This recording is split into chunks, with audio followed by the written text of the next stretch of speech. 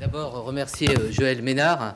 Nous ne serions certainement pas là s'il n'avait pas rédigé en ces termes le plan Alzheimer, en ayant le souci à la fois du développement de la recherche, mais également de la vie au quotidien des personnes malades, de leur place dans la cité, de la place des proches.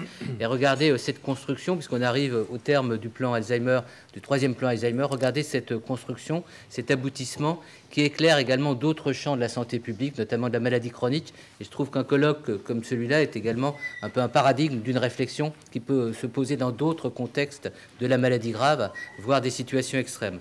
Je voulais aussi remercier Joël Ancry.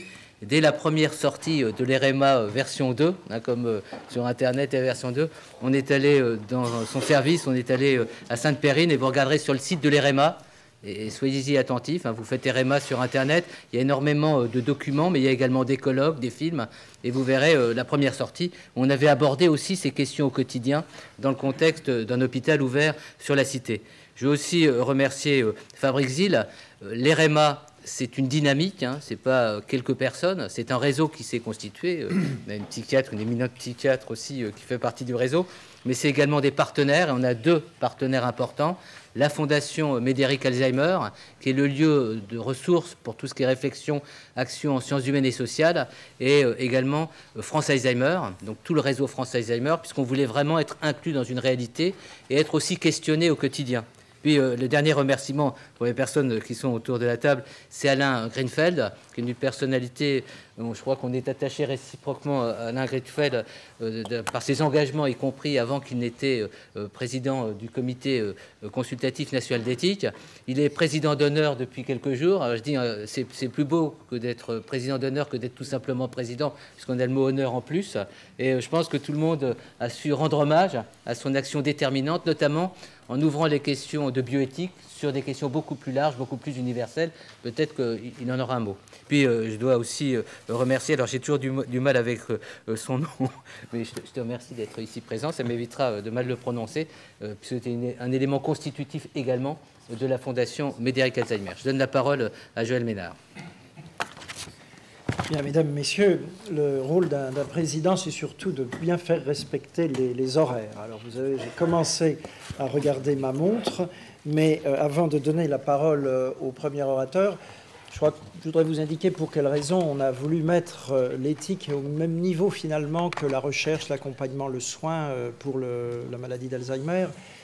C'est parce que la situation a semblé tellement complexe, à la fois sur le plan de la biologie au départ, et puis sur le plan des méthodes de diagnostic que l'on propose aux patients, et après sur l'accompagnement, ça semble tellement compliqué, ça met autour de la personne malade tellement d'intervenants qu'il est probablement extrêmement utile, avec beaucoup de modestie, on demande au regard des autres de se porter sur ce qui est fait dans la vie de tous les jours. Donc le mot modestie, je l'utilise volontiers là, aussi pour rappeler que, comme nous venons tous de milieux différents, de temps en temps, nous n'avons pas les mêmes vocabulaires et nous n'avons pas les mêmes méthodes de pensée.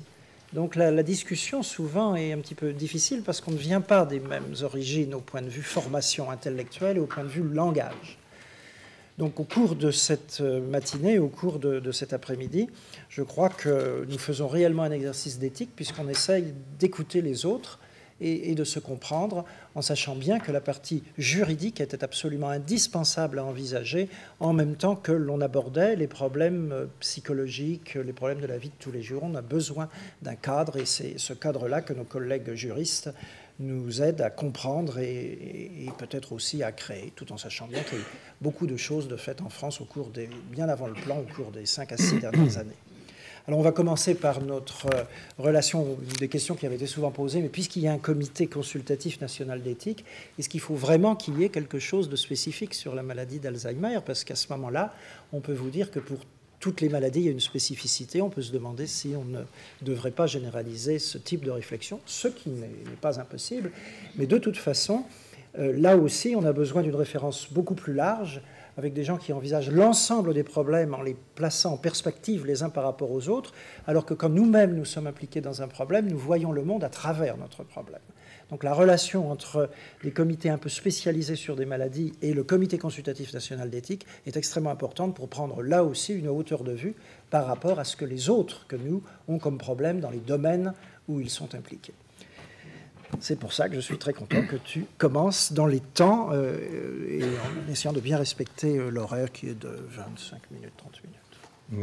Merci beaucoup.